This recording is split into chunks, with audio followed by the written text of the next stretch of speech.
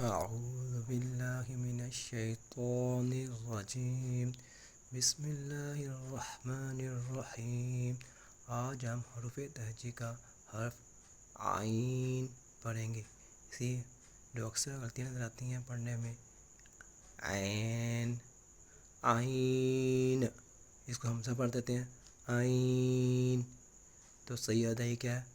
عین عین۔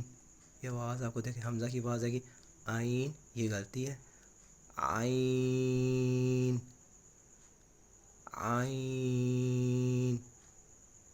اگلا حرف ہے غین، اس کو موٹا پڑھنا ہے، غین نہیں بنا، غین غین۔ صحیح ادائی کیا ہے؟ غین، اس کو موٹا پڑھنا ہے، غین غین عین عین عین غین